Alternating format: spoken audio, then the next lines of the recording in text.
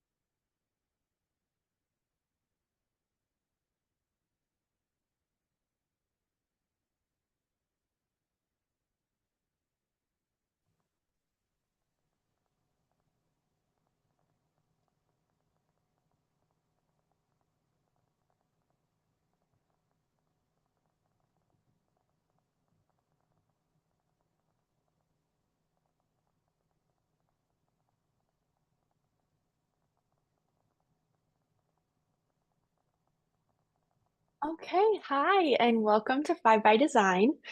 So my name is Maria Sanderson. I am the current director of IIDA Toledo. So today we are thrilled to bring you the stories of our five featured designers today. But before we get into that, I would like to send a thank you to our generous event sponsors, Alamere Senator and Aztec. Additionally, please note that this course is IDCEC approved. AIA members may self-report their participation. Thanks again for joining us, and we look forward to an inspiring session ahead. So our first presenter is Alex Schrinell. Alex obtained a Bachelor of Architecture from BGSU in 2017 and a Master's of Architecture from Miami in 2019. He has worked at Buer Group since 2016, where he is currently an architect. Additionally, Alex serves as the Associate Director, Honors and Recognition Committee Chair, and a high school design competition mentor for AIA Toledo. In 2022, Alex was recognized as the AIA Toledo Emerging Professional of the Year for his contributions at Buer Group and for AIA Toledo. In addition to architecture, Alex serves as the president of the Maumee Uptown Business Association, is a founding member for Unite Maumee, and an adjunct instructor at BGSU in the School of the Built Environment. So Alex, take it away. Thank you, Maria. I will share my screen.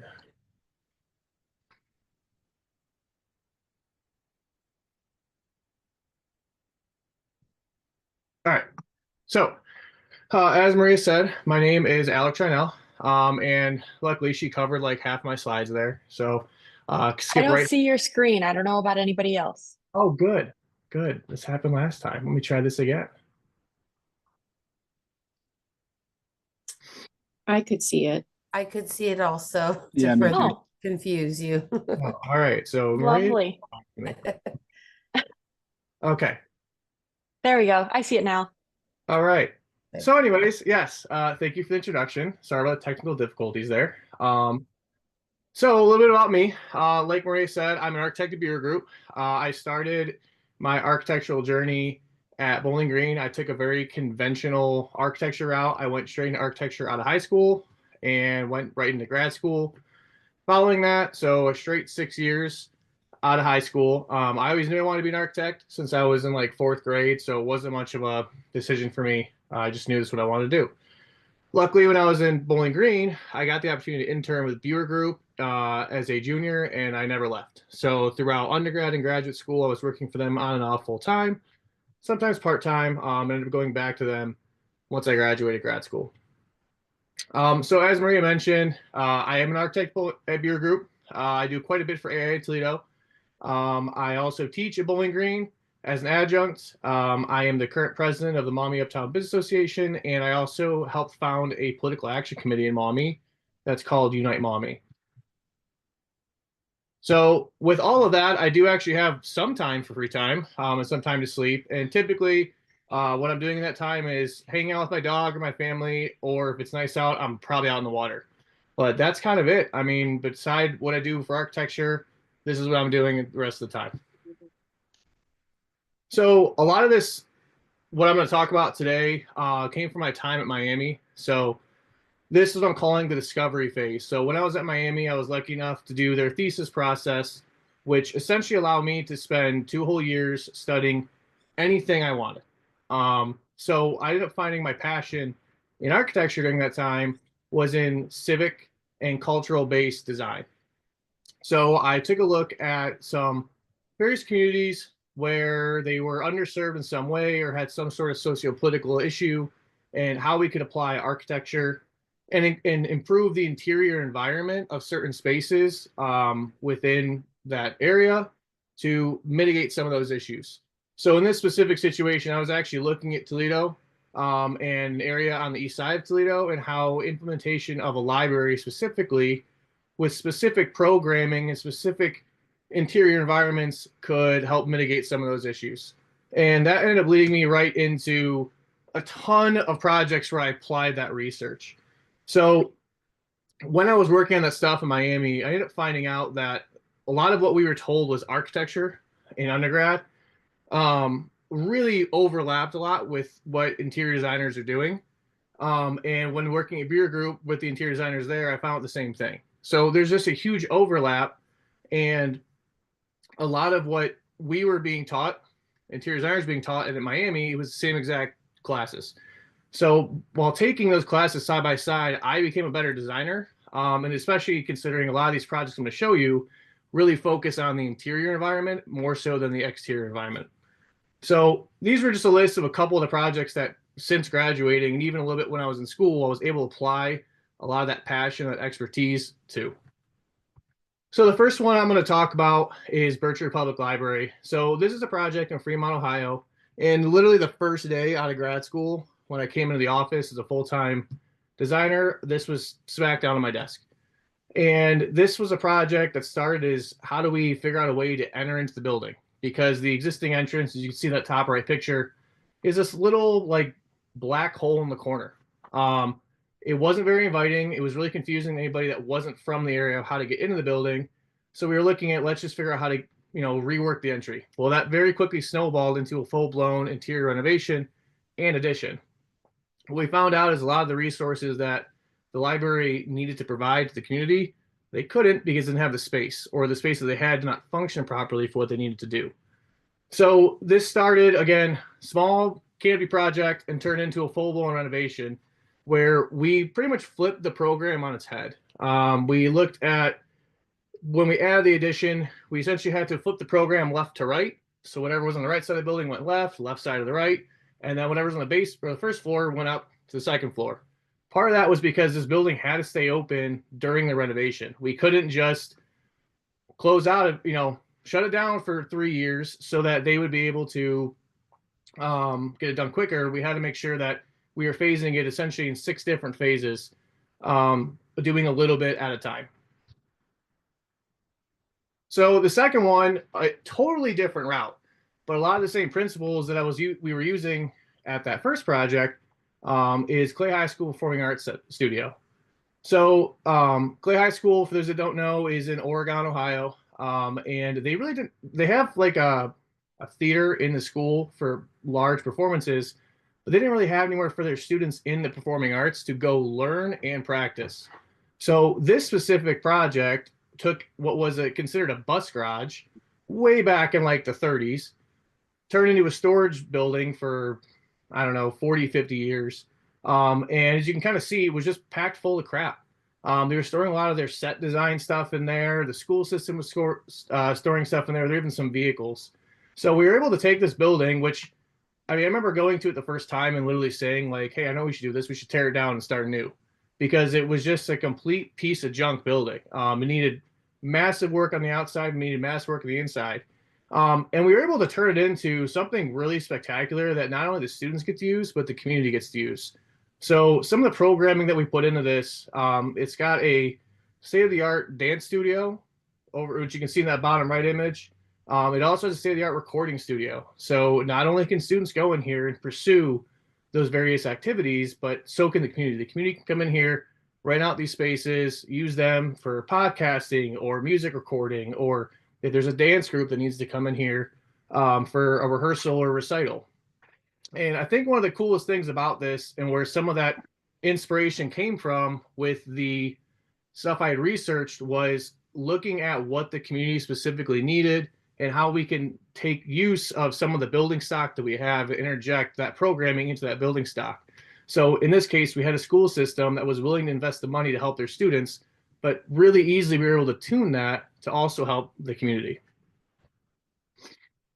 So the last structure I'm going to talk about, again, up the same alley, but kind of a totally different realm. It's a public structure, but it's not a library. It's not a performing arts center. It's actually a visitor center, but we were able to interject a lot of really cool educational aspects into this project. So McGee Marsh is a little bit more east from where Oregon, Ohio was, for those that don't know, right up on Lake Erie. And there was this really just goofy bird observatory building. So the original intention for it was to display some of the history of the duck hunting in the area, some of the decoys, the duck stamps, things like that. So just display birding education. Very quickly, it got turned into an office building pretty much, and it was really not ever visited. So ODNR wanted to renovate the space, but the critical thing was they needed to be able to maintain the office function of it, but they wanted to increase the educational side of the programming. So this project, the focus really wasn't the building at all. It was all the interior environment and what that could turn into for the public. So while we had actual functional issues that we had to deal with the outside of the building, for the most part, it stayed the same. I mean, we changed some siding, we changed some glass, things to fix the building envelope. But again, overall, it was really about creating a really dynamic interior space that drew people in from around the public to educate them. So with this specific one that you're seeing here, these couple images, we've got pretty much two halves of this really goofy building that was like two hexagons smashed together. And in the front half, we focused on things such as the history of the different environments and some of the migration patterns. As you got to the back, it transformed into the variations of the ecosystems. So as you walked through the structure, you saw the different seasons, different ecosystems, the various animals, and how all that interacted.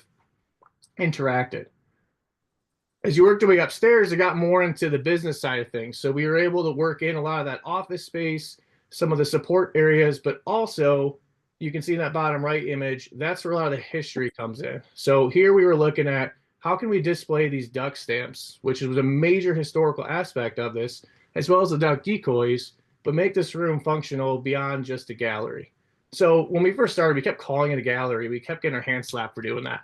And what we ended up finding out was, it was really going to be used more as a meeting room than anything. And that's what the owner thought. And in the end, they're actually using it more as a gallery than a meeting room. But the space is able to serve both purposes. And as you can see here, I mean, like I said, upstairs, there's a lot of different dioramas that are expressing the history of the area and emphasizing that educational aspect. But again, we have something where we had an owner that really needed to fill in a void for function, and we were able to interject a lot of that programming for the community. We actually were awarded a award from AIA Toledo for interiors on this project specifically as well. And like I said before, if you look at that bottom right image, we really didn't do much with the outside. Like we fixed some cladding on it, made it look a little nicer, but other than that, it was really all about the interior environment. So with that, that's all I had to talk about. If anybody ever has any questions, feel free. You can always reach out to me at my email there or go to viewergroup.com and all my info will be there. Enjoy that picture of my dog Wednesday. Thank you, Alex. So next we have Jake Miley. Jake grew up in Toledo and holds an architectural undergraduate degree from BGSU and a graduate degree from Kent State University. While in high school, he realized that his love for art, math, and computers would set him up well to pursue architecture. Although starting his career in Cleveland, family and opportunity in Toledo drew him back to join the community of creative doers in Northwest Ohio. Jake is currently the principal architect of Midwest Church Design and Construction and is the co-founder of MADE. He has been an adjunct faculty member in the architecture program at BGSU for the last 6 years and currently sits on the architectural advisory board for the architecture program. Jake is married, has 3 children, and lives in Perrysburg. He is the 2025 chapter president for AIA Toledo, volunteers in kids programs at Cedar Creek, and coaches rec youth soccer. Thank you for that intro. And thanks for the opportunity just to share a little bit about my career journey.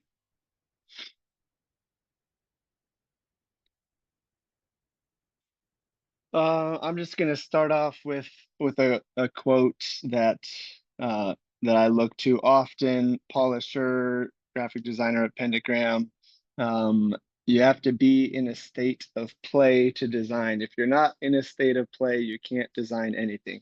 Pretty bold statement there. But for me, it just is a reminder to not take myself too seriously and to have fun in the day-to-day. So I'm gonna go a bit chronological and kind of start off with some of my roots. So if the topic is a little jumbled, that's why, but a couple of spots on the map to start.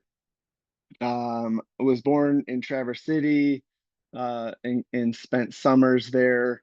But grew up in Toledo. My dad lives in Traverse City. My mom's in Toledo. My grandparents ran a summer resort up in the Traverse City area, and so I learned from a young age just how to work with my hands and how to be hospitable with people.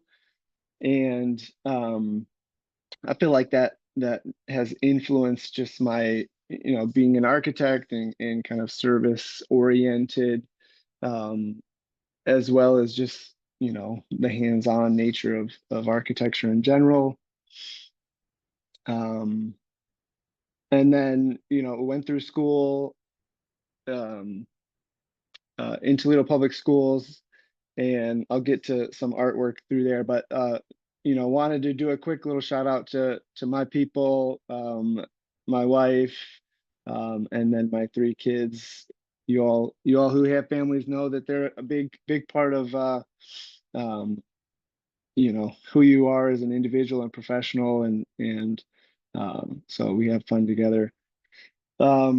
But this is some artwork from my high school career. Bowser had a great art program, allowed me to experiment with metals and jewelry and sculpture and some mixed media, and that with math and a computer aided design class really connected the dots for me in terms of architecture. So started at Bowling Green, yeah, and finished there, really never looked back. This was a senior project that I had completed there. It was based in graffiti and, just some of the study models on the right, and, fun project.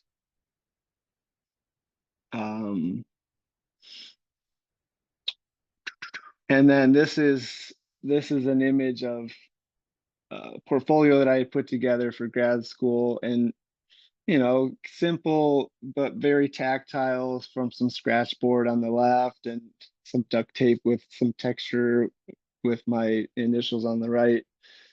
Something simple but fun. And then at Kent, had a great experience at Kent, from on the left, getting into some object design with some 3D modeling and scripting and laser cutting.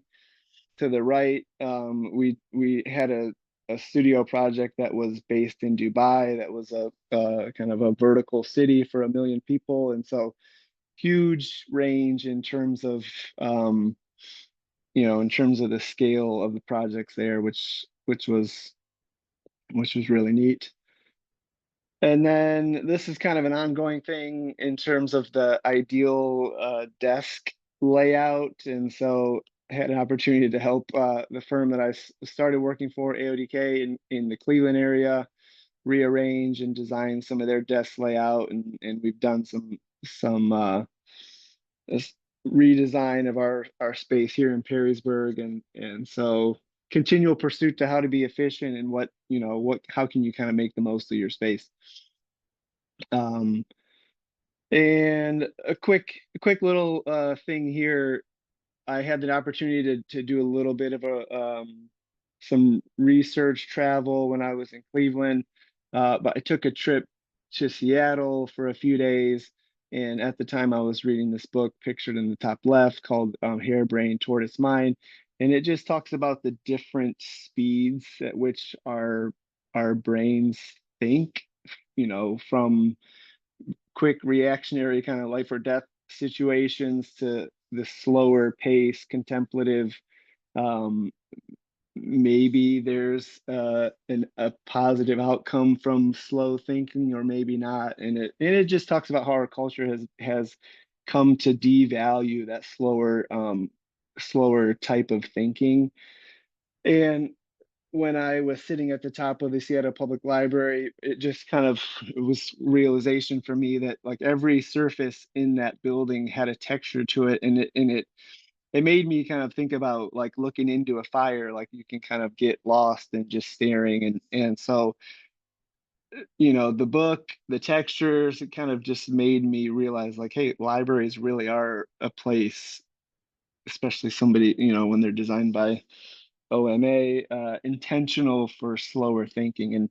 And these upper images, hobbies of mine, house projects, fence, some underground basement plumbing, trim work in a dining room or some basement storage, just allow me to think at a different pace than I normally do, which is, from a mental health standpoint, we're all busy at work, but allows me to, think a little slower. And same thing with coffee, a big coffee fan, forces me to slow down. I'm often seen with an open mug walking around or showing up somewhere, which just makes me move a little slower. In the morning, it's just a cherished time that I spend with my wife, just chatting about the day or whatever's going on, but forces us to slow down, uh, which is a good thing for me. Quick little blurb here.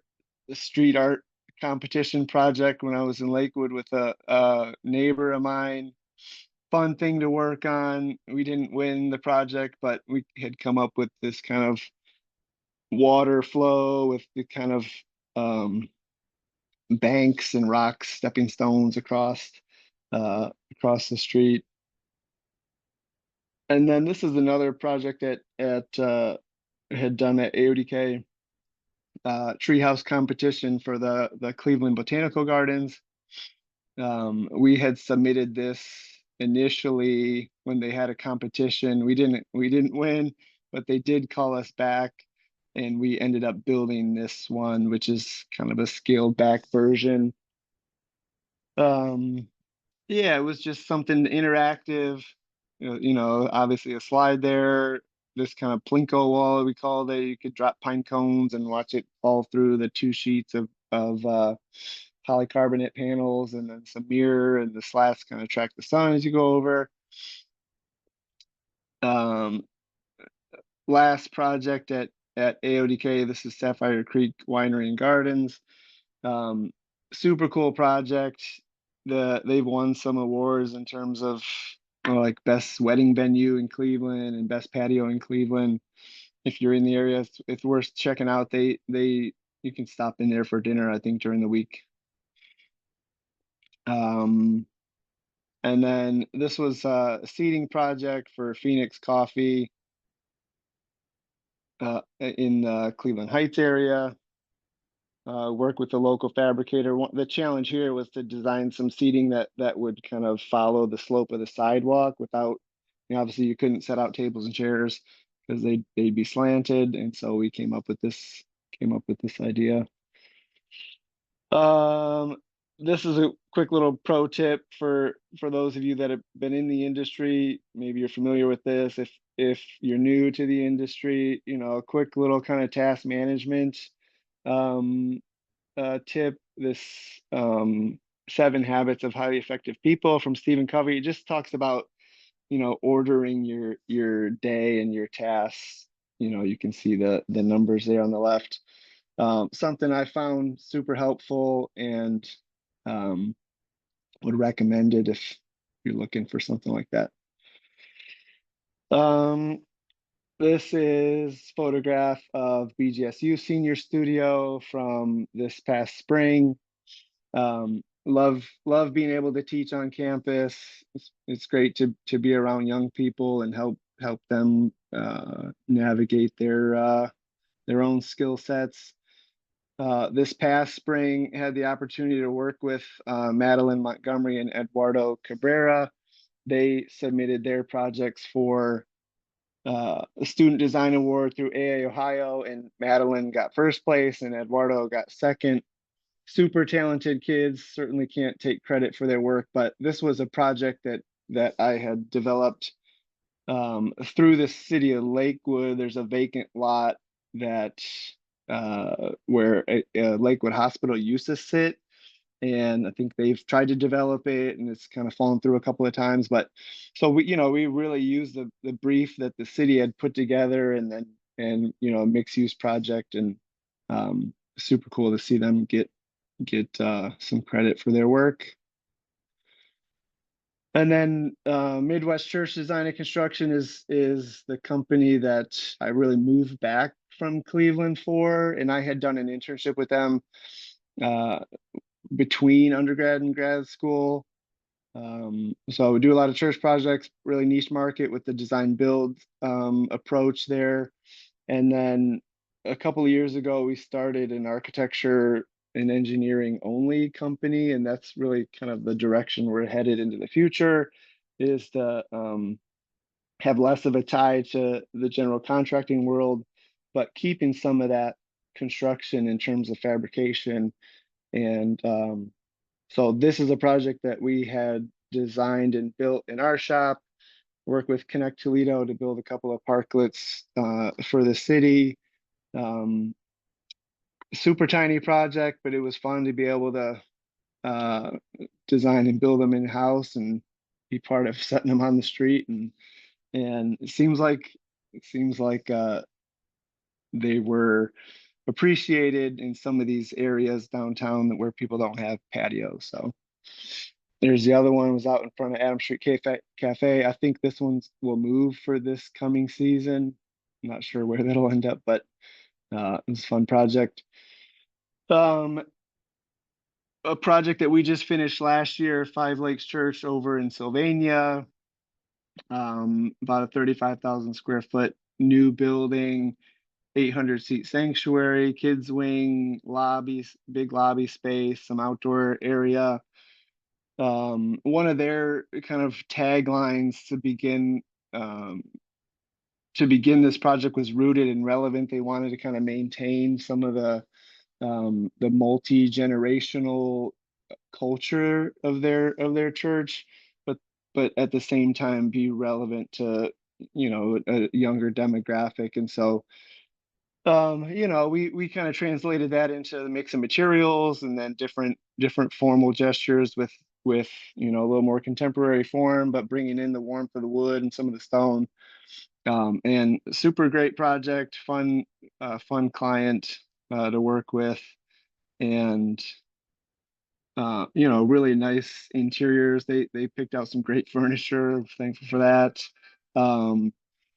And a couple things, and I'll wrap up. This is something we're working on, going to finish this week. A gallery installation at BGSU in the architecture building. If you're down there Friday or in the next few weeks, you can swing by and check it out. It's a kind of prototype displays. And then this is a rendering of a project we're working on, new church building, doing this kind of fluted wall at the entrance of the main sanctuary, and then looking at doing some kind of a custom art piece above the entrance there. That's all I got. Thank you. Great. Thank you, Jake. Next, we have Jennifer Van Horn. Jennifer Van Horn is the Chief Planning and Construction Officer at Metro Parks Toledo. In this role, she oversees ongoing development of Glass City Riverwalk, which will turn downtown Toledo riverfront into an active green space with amenities that are unique to the region. Jen's team oversees major maintenance, all capital improvements to Metro Parks, the asset management of the agency, and the in-house construction crew. She holds a bachelor and master's degree in architecture from Miami University. She serves as board chair for the Toledo Design Collective, and Jen was the 2021 recipient of the 20 Under 40 Leadership Award and a 2024 Shine Award recipient.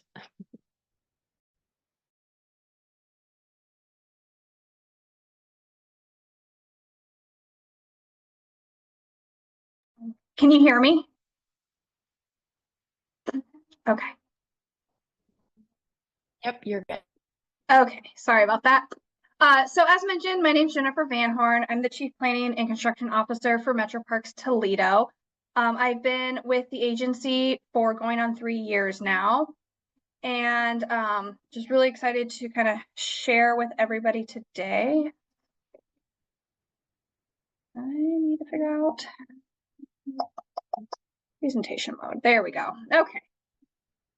So one of the big things that we will kind of be going through a lot today, I kind of come back to family. This is really why I have a lot of passion for the work that I'm doing. I've been in the private sector, or, public sector, left kind of the private sector specifically in design, just because I found a real passion for creating, spaces and experiences for my family, but also kind of all of the families, in Toledo. So really grateful for that. So I have a bachelor's and master's degree from Miami University. My thesis program was focused around aquitecture. So I actually grew up right outside Bangkok, Thailand. We had a lot of seasonal flooding. And one of the things that I was really looking at is kind of community reaction to flooding and architecture that can respond to that. I think early on, I kind of realized working in communities was really fulfilling for me and kind of filled my bucket. I did a lot of work down and over the Rhine. I did the Atelier program as well as some of the different summer programs and worked construction through that and worked in the communities and lived in the communities. As mentioned, so I do a lot of volunteering. This is kind of what I do in my free time. The Toledo Design Collective's board chair. I'm also in the Broadway Corridor Coalition. I am currently the treasurer, and I've been on both of those for many years. So with Toledo Design Collective, I actually started out as an intern with the Design Collective. It was my first summer when I moved up to Toledo. And I am just really grateful for the work that we are able to participate in, actively working in community, providing resources that are not always available in communities, giving opportunities for, input and, things that typically would cost tens of thousands of dollars, and working in and with communities to find grants and support for those. Really just proud of the type of work that we're able to do. I do a lot of other just kind of one-off of volunteering as well. I started my career here in Toledo at the Toledo Zoo, have a multitude of projects. So I did the tunnel under the Anthony Wayne Trail. I did the giraffe feed deck, the flamingo exhibit, the 2 different Galapagos tortoise exhibits, as well as the Malawi Center. One of the things that when I kind of changed professionally from being in a, traditional kind of design realm into an owner's rep, that was a big transition for me. And I think one of the things is I really enjoy working with a project from very start to finish. So even before designers come on board, there's a lot of time spent from an owner standpoint, understanding what our scope is, understanding, how we want projects to look and things like that. And, the goals and the outcomes.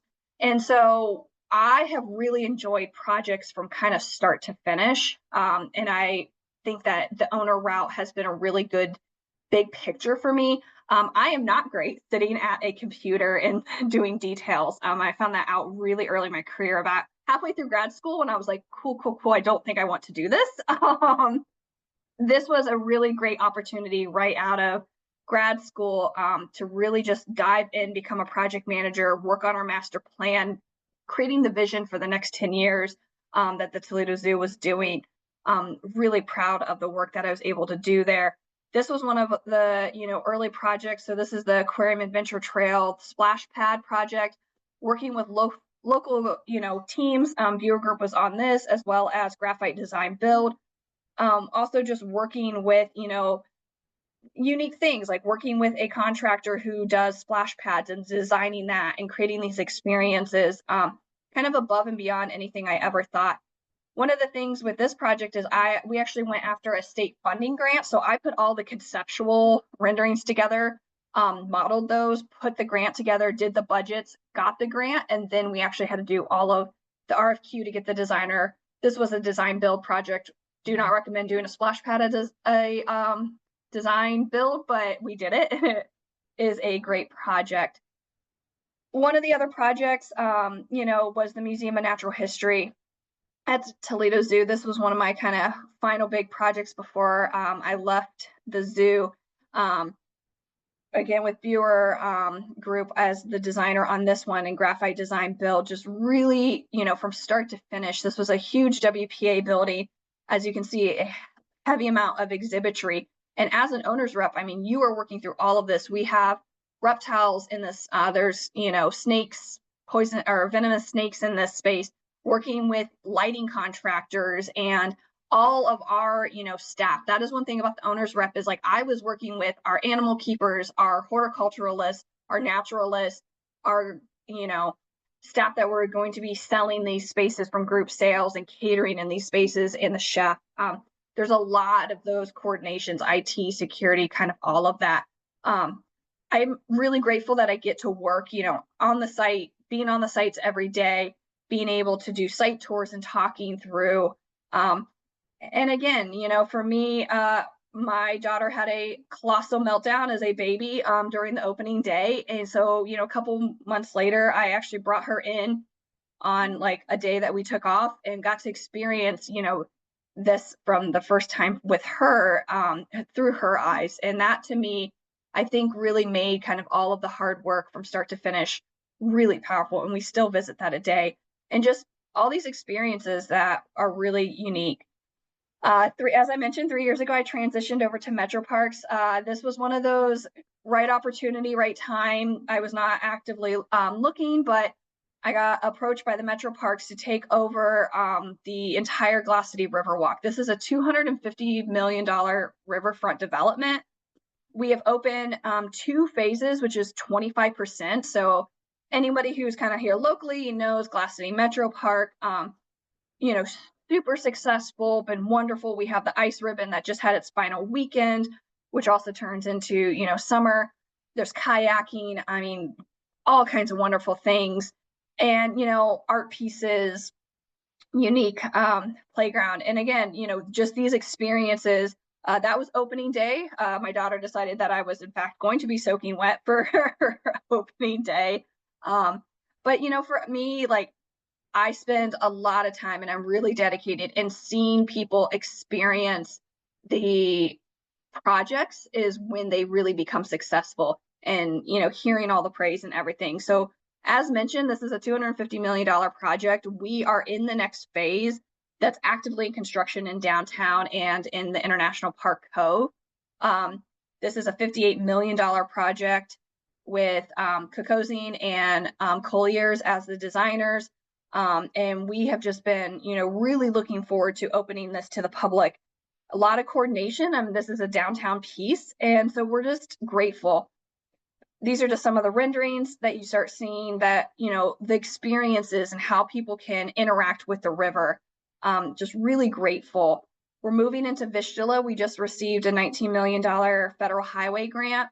And looking at, from start to finish. So this is with Edge Group and Tetra Tech. Looking at, just early concepts and working in the community. So we were actually able to hire Toledo Design Collective for the engagement contract. We went into the community, held events, went to churches, went to their events that they were hosting, such as trick or treating, and we're able to talk with people about what they want to see in their parks.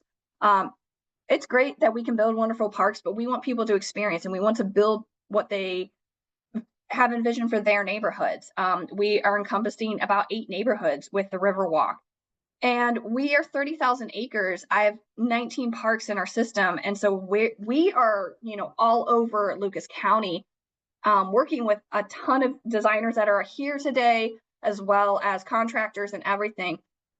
For me, where really successful design starts is having a strong vision and goals, and then getting input from partners and stakeholders, and really just saying, how can we make this better? How can we make this so that it fits your needs? And what are your ideas? I never once have ever kind of gone into a project knowing I was going to know where that project was going to end. And so it's been a really great kind of place with my career. One of the other things that in my side is I also handle all of our assets and our major maintenance. Sorry about that. We do about $1 million to $2 million in capital, but we also have all of our assets. So one of the things about being an owner's rep that is a little bit different from the design world is I own the projects from the beginning, and then I never get to walk away from them. Some architects have to come back, and I keep hiring them for, updates. But for me, this is a list of everything we were able to perform in 2024 and going to in 2025. As you can see, about a $1.5 million of major maintenance. And it's from things from entrance signs that we actually had our landscape architect, he designed that for all of the metro parks. So those,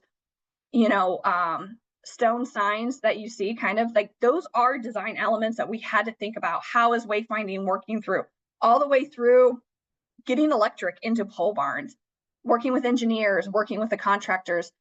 There's a lot of components that we are constantly looking at in the renovations and things that we do, maintaining our, clean, safe, natural spaces. So this is just a, couple projects. Some of these were designed in-house, some of these were designed by local professionals, and a lot of the work was either done in-house or hired by local contracts. One of the other things I wanted to highlight a little bit is one of the things I don't think I was really prepared for coming out of kind of my education was how much interaction working with the community, as well as just like the political spectrum and the tours and things. So you can see I do a lot of news. The funny story is that we were literally like 10 minutes from me having my water break on 13 ABC, because I literally tied up my construction boots, and right then my water broke and I was meant to be on TV 10 minutes later. And so, we are constantly, doing interviews. We're meeting with different politicians, meeting with funding partners, community, stakeholders, and other, we have ODNR and different politicians here. And this was something that I've just kind of had to learn in my career that I was not really prepared for. Like, I kind of wish I would have taken some, communication classes and things like that. It's great to win the awards. It's kind of just a validation of the work that we're doing. But at the end of the day, for me, you can see like a lot of this is friends and family, and, hearing people's experiences and talking to how people use, the spaces when I was at the zoo and now at Metro Parks has been just really rewarding. So I appreciate everyone's time. Here's my contact information. If you have any other questions, thank you. Thank you, Jennifer. Next, we have Kelsey Heitkamp. Kelsey studied at the University of Kentucky and The Ohio State University, where she earned her Bachelor of Science in Industrial Design. During those college years, she married her high school sweetheart and had their first child just 2 months after graduation. Returning back to the Findlay area, Kelsey worked as the sole commercial interior designer for an A&E firm, where she gained irreplaceable experience creating construction documents, acting as project manager, and developing a respect for coordination between architects, engineers, and contractors. When the demands for the children's schedules and mom life became too much, she decided to leave the firm. which eventually led to the founding of KHID, Kelsey Heitkamp Interior Design. 5 years ago, Kelsey expanded her company's offerings into the residential world and opened a retail store, Berwick & Co., in downtown Findlay to support their designs. She partners with her husband, Brad, and his construction company to offer design build services. Together, Kelsey and Brad have 4 children, 2 dogs, and own investment properties that they operate as Airbnbs. Thank you. Let me get my screen here.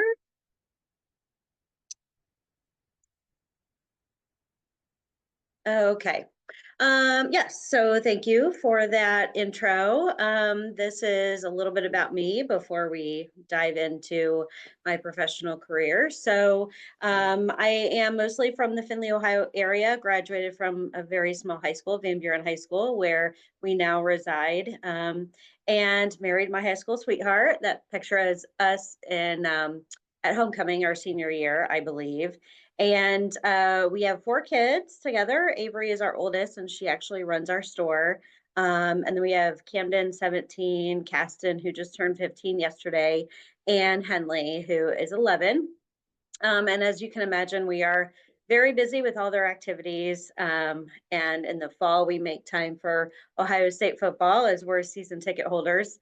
Brad and I love to visit other small towns, just kind of take day or 2-day trips and see what makes them unique and bring those elements back to whether it's our businesses or just kind of try to incorporate them within our small downtown. Which, speaking of, we have recently founded a Love Local grant, which just tries to promote and economically support growth in downtown Findlay. And of course, since we have 4 kids, we take a picture of them doing OHIO every year. So that's just kind of a little fun memory that we can look back on over all the years. For my first 2 years, I studied at University of Kentucky in interior design. And in 2001, Brad, my husband, and I were married and transferred to the Ohio State University, where I graduated in 2004 with a Bachelor of Science in Industrial Design. And as mentioned, shortly thereafter, I had our first child. So I was at home with her for the first year.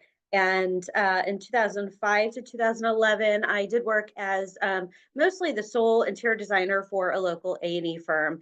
And there I became lead AP and gained a lot of knowledge and experience coordinating with architects and engineers, and seeing how like all the disciplines are just so intertwined and connected. Spent a lot of time generating construction documents as well as project management.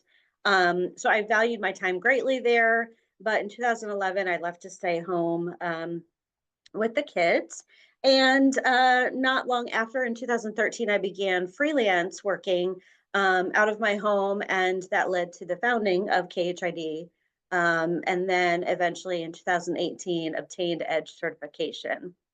In 2019, I expanded to offer residential design services since my husband owns and operates a family-owned construction company for homes. And a lot of people would ask me to design their homes, and that is a very, very different world than designing office spaces, restaurants, bars, hotels, things like that. So after I became a little bit familiar with that residential world, I decided I needed better resources because we're only as good as our products that are available to design with. And so in 2020, I created Berwick & Co., which is our residential division, and opened up the retail store to support those designs.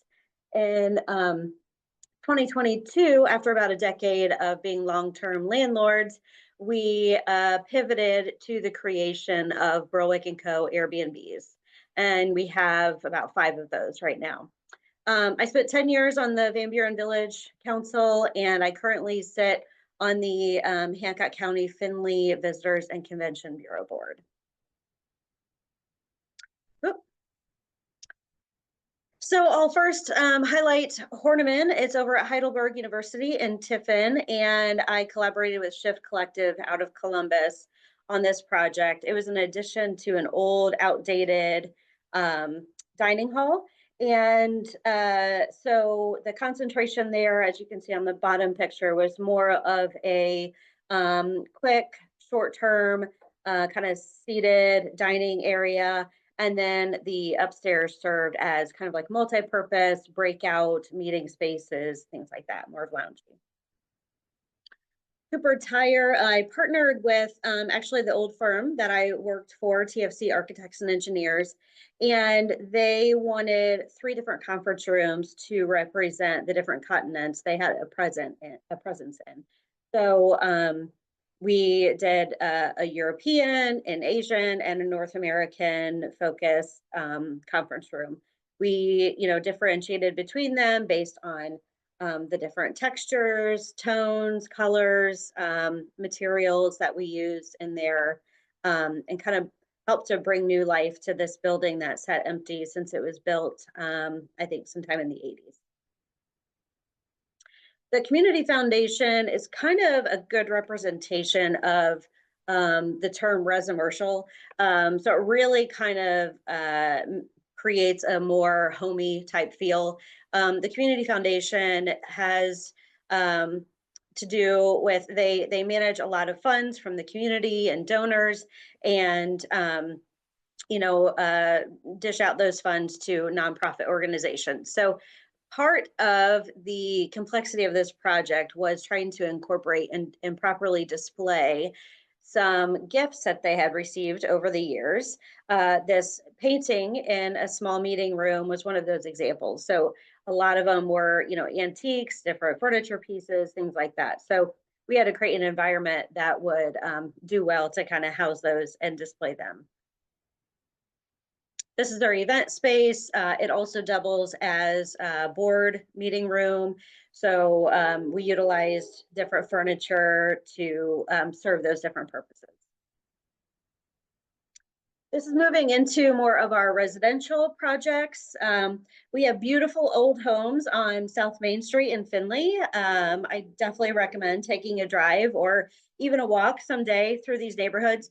But this is an old home. This bathroom was updated, I think maybe back in the 80s, and it was in desperate need for an update again. So tried to stay in line and give nod to the historical aesthetic of this home, but obviously also bring up to like modern day amenities. This project, not only was it just very outdated with the carpet and old garden tub, but it just really did not function well for our clients. There was a tiny shower, 2 separate closets, and the flow and the functionality in the space just wasn't used efficiently. So as we do in a lot of our projects, we first started with the layout and the function of the space. And you can kind of see we created one large closet and more of like a wet room application. This was a fun one. It was just a very simple 1-room design, a nursery for a repeat client who we'd actually done some work for on the commercial end. So this was just, a very different and fun project.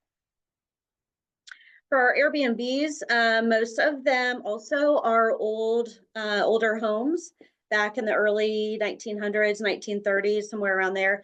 So our goal with our Airbnbs is to really try to make them feel, very homey, very welcoming, almost like you've come back home.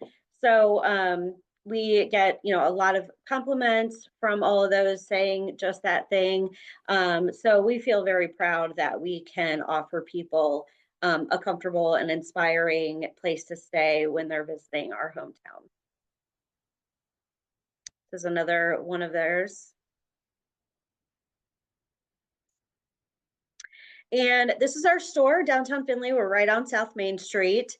and in an old, historic, beautiful building. This is our truck down there, affectionately named Sturgill, after Sturgill Simpson, if anyone's a fan. And we have anything from custom furniture, flooring, rugs, mirrors, lighting. We developed our own signature scent line that has candles, room sprays, diffuser oils. Basically anything that we need in designing our residential projects. And I think 2 years ago, we won Downtown Champion for Small Business Awards in Findlay. So we were pretty proud of that. And here's my contact info, both my website for Browick & Co. and also KHID. Thank you, Kelsey. Thank you. Lastly, we have Trey Meyer. As an architect at the Collaborative in Toledo, Trey's career has come full circle, starting with his first internship at the firm and returning years later to the region that inspired his passion for architecture. While demonstrating a track record of successfully delivering impactful, high-quality design to a range of client partners, it is through his mentorship and service that Trey's dedication to the profession shines most. Passionate about continuous learning, Trey has participated in many student engagement programs, including AIA Toledo's high school design competition that introduce architecture to youth of all ages, backgrounds, inspiring the next generation of designers.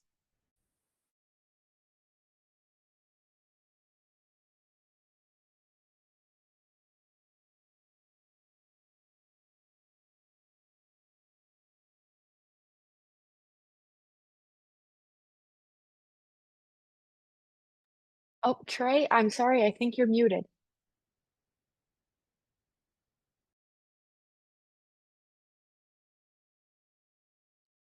I'm off to a good start here. It Thank you, Maria. happens, it's all good. Thank you, Maria, and thank you, Rebecca, for inviting me to speak and for putting up on the event. I see some familiar names in the participant list. Hello, everyone. Excited to share a little bit about myself and a little bit about, I'll be speaking kind of on mentorship and being active in our communities. A little bit about me. I'm a DAP grad, so University of Cincinnati, go Bearcats. For my bachelor's, I went to Clemson University, go Tigers. For my master's, I spent one summer in Charleston, and that humidity got to me, so I made my way back up north. And I spent most of my career in the Midwest, postgraduate professionally. I would love, I could share information or share projects that I've worked on all day, every day, all the details, where all the dead bodies are buried. I'm very proud of the work I do professionally, but I think really what I want to hit on today is about service to community and mentorship. I think that thread throughout my career is something that has always fulfilled me. And I grew up in a small town in Northwest Ohio, Defiance. I was a part of a very supportive community that really shaped who I am as a person. And I really just want to continue that on now that I'm in the professional environment, to share that same sort of support, the same sort of mentorship that was offered to me as a younger child growing up, trying to figure out my way and navigating. So again, I have a lot of projects I'd love to share, but before I get into some of the mentorship, I do want to talk about the National Museum of the Great Lakes, which is a project I'm currently working on here in Toledo. It's under construction. For those that aren't as familiar with Toledo proper, you can kind of see the outline of the skyline of Toledo in the background. If you can imagine some of the information in Metro Park that Jennifer shared, and fill some of those cool play structures and walking paths in the grass beyond the building. But the museum itself is kind of unique that it has access to a decommissioned freighter, the Schoonmaker, and also a pilot house, which comes off the freighter. And really part of this project is to connect the existing museum to the pilot house and making it accessible. So when we talk about design and community, there's a great group of ladies that run the National Museum of the Great Lakes, set to finish and open in summer. So if you have the opportunity to go visit, I would definitely recommend. Their exhibit space is very neat. the new addition, unbiasedly, is pretty freaking cool. A lot of good views, and you can actually go in the pilot house. One of the unique aspects of this is the guardrail is actually the thickness of a ship's hull. So we have an inch thick steel plate that's kind of replicating someone that can't actually go up onto the freighter, which is open to the public because of accessibility concerns, trying to create a unique experience for those exhibit goers within the museum itself. And a couple of videos or a couple of photos to imagine. They're actually going to be bringing in small boats, mostly wooden, woodcraft type boats, through these operable partitions. So there's going to be a lot of flexibility for the museum to create community engagement. If you can imagine, they're going to host many school-age children in this exact room in the bottom right, have events for them. So I think that that ethos is kind of unique and in line with what I'm presenting today. But more importantly, I think I want to hit the fact that what I'm really talking about specifically in Toledo is a high school design competition. The museum was actually a design prompt for the high school design competition in 2017. So it's like, for me, now being in Toledo, helping with the high school design competition, and then working on the museum project specifically, it's like really full circle of our tight-knit community here in this Northwest Ohio region. And work at the collaborative, even not just the museum, other nonprofits that have been the design prompt for the competition include Mom's House, which is, they just built a facility that's set to open on Mother's Day this year. And then the East Toledo Family Center, which is in preliminary designs for a new recreation center. So the high school design competition in Toledo is so unique and so intertwined with our community that it's such a great program. But I think I want to step back a little bit and hit on, I do have a family. I have a 22-month-old daughter. I have another child on the way here in a couple months. So I, like everyone else, press for time, have busy. But I think mentorship, being active in your community is so important. And I hope part of this talk, for those on the call, I'm sure you have your own organizations and your own volunteer tasks or volunteer opportunities that you take advantage of. And I hope this is a good reminder of why you do what you do, why it's important. If you have interest in getting involved, hopefully this is motivation to take the step to reach out to that organization and get involved. I think ultimately creating the opportunities to talk with younger generations specifically, and when we talk about organizations as a whole, whether it's IIDA or AIA, it's a good conduit to make those connections and those opportunities to have those interaction touch points. For me personally, I work for a firm, Moody Nolan, in Chicago originally. It's the largest African-American owned firm. And I think part of the ethos of that firm was being involved and being in touch with communities that are traditionally underserved. So there was an after-school program called My Block, My Hood, My City that was based out of the south side of Chicago with high school age students that essentially took them around to different types of offices. So I think they went to Google once, they went to McDonald's Corporation. Moody Nolan was the architecture version of their introduction to design. One thing that was a little eye-opening, and again, I think where some of my focus was directed, was this idea that my perspective in growing up in Northwest Ohio is so much different than someone that has different opportunities or different challenges, specifically in this case, growing up in the south side of Chicago. So I thought it was important and a good eye-opening experience for me to always be cognizant of the different perspective and maybe trying to focus my effort on those that don't have the same sort of resources or opportunities that I was afforded growing up. So I think that was, again, something that still motivates me now in the future programs that I'll be hitting on here moving forward. While in Chicago, I participated in a program called Architecture in Schools, or Architects in Schools. It's put on through the AIA. Many people ahead of me had worked through the program and set it up. So I was just a participant at this point. These are some photos of sixth graders at Whittier Elementary School, which is in a Hispanic community in the southwest side of Chicago in Pilsen. And again, I think I guess maybe the thing I want to highlight here, going in, this was a 6-week program. We would go in once a week, and they essentially designed this session particularly was a movie theater and community center. So I think didn't really get the full idea of scale down, but you see they built models, they drew plans. On the first day, we asked to write down an architect you know, and a majority of the students didn't have someone to write down. They didn't know any architects. The last day, they got the same question, and they were writing down the mentors' names. So I thought that was kind of touching. The last day, you see name an architect you know, and they write down Trey. I was like, well, that's pretty cool. Not saying I'm a good one, but at least you know one. But again, architects in schools in Chicago. I moved to Columbus after a few years in Chicago. I love the Architects in Schools program. So again, working through my local AIA chapter in Columbus, I reached out to the executive director to see what kind of programming they had. Elizabeth Kreil, who's great, put me in touch with the Columbus Center for Architecture and Design, they hold an annual summer camp that's well attended, but they wanted to look at a different type of programming that was shorter and less of a time commitment for students and more approachable, less barriers. So they hosted a design workshop, which was over a weekend. It was a Friday night and a Saturday during the day. And again, it didn't really exist. So this was me transitioning more to help setting up and figuring out what the program looked like. Tamika Sins with Ohio State University, she's a landscape architect, helped put this on as well. And I know she's had a couple more since I've moved on from Columbus. But again, you see students that maybe have a little bit of interest of design. I think some didn't really think they were just recommended to sign up.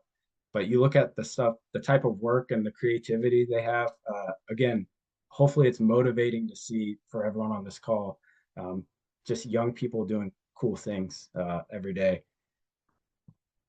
I think ultimately there's times where we get stuck in a grind of doing our projects, doing the day.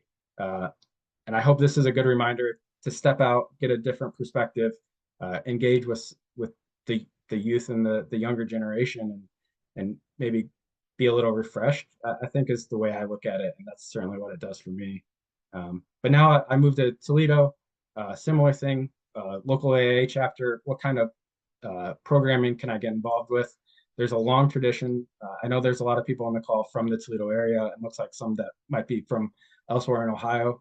But AIA Toledo has an annual high school design competition. This is the 75th year. So a long history.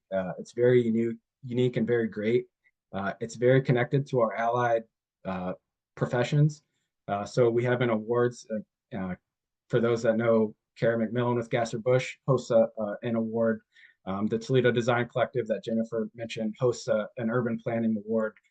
There's a sustainability award hosted by Rudolph Libby's Gym Group.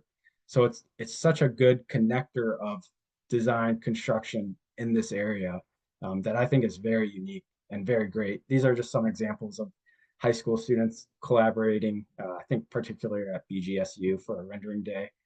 But then again, the idea of being refreshed and like proud of something that you didn't necessarily do, but you're a part of. Bowser High School, who hadn't participated in a handful of years, has a teacher in their CAD and engineering program say, we have one student that's interested. I don't know how it's going to work, but we'll give it a try. His name was Zach, and he ended up winning a prize for his senior year. He's now at BGSU, doing mechanical engineering. So in an allied field, which to me is still a success. And you see the superintendent of TPS giving kudos to Mr. Michael, the teacher, and Zach. And I think he was the first one to 3D print in a while. And now he's set the standard that now there's a 3D printing award for this year's competition. So again, students are always pushing things forward. It's great. And I saw Nancy on the line. Nancy's great with AIA Toledo as the administrative director. She sets up alerts essentially when someone references high school design competition. So these are two just within this past year. One was a Blade article for Ryan Connolly, who works in New York City. With Thomas Pfeiffer, he just worked on a design for a new modern art museum in Warsaw. And in the interview, he gives shout out during his time at Sylvania High School, Northview High School. He got exposed to architecture through the design competition, and it's like now he's doing really cool things. Taylor's another example. She's down in Atlanta, a couple of years out of school. Again, like didn't know anything about design or architecture, did the design competition, and now she's, killing it down in Atlanta. It's pretty cool. Good reminder, good reason why we do what we do, I guess. But ultimately, photo of the kids from Whittier High School. If anyone's been to Chicago and Perkins and Will's office, they literally have the best stairwell for group photos. So again, kids, like if you just look at their faces, like why do we take ourselves out of the grind, maybe put a little more workload on our plate to expose children or mentor them? Like these kids are obviously happy to be out and about, seeing architects, seeing cool things. So I hope this motivates you to get involved, stay involved. Probably for most of you, I know a lot of you already do your own things, but ultimately, if you ever want to be involved with high school design competition, we're always looking for support to get in touch with schools. We're looking for mentors always. You can never have too many professional mentors to go into the schools to talk to the kids about their own designs. So happy to talk more if you're ever interested. I appreciate the time.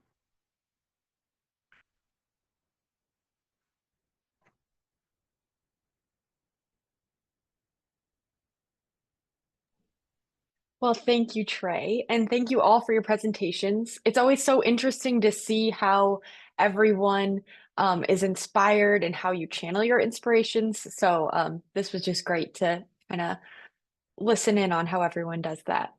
Um, so for IIDA, we have some upcoming events. Our next event is the Spring into Action on April 10th. There we will be supporting Owens Community College, their Harvest Project through hands-on activities and donations. So check out our website. It's iidaohky.org. All of the events are posted on there. You can register for the Spring into Action event. I also wanted to mention that our largest networking event, the boat cruise, will be on September 18th this year. So mark your calendars. And I also wanted to give a quick heads up that we have our trade show coming up in November. This will be kind of new to the area, brought back from many years ago. So keep your eye out for any information on that. We will be collaborating with AIA on that. So you guys should be seeing things for that. And then the IDCEC code is here, so go ahead and scan it if you have access. And if there's any difficulty with scanning the code, please reach out to me. I know I send an email with the Zoom link, so go ahead and just respond to that and I will get everything figured out for you. So I just want to thank you all for attending and go out and enjoy this beautiful weather that we're having, because I don't know how long it will last.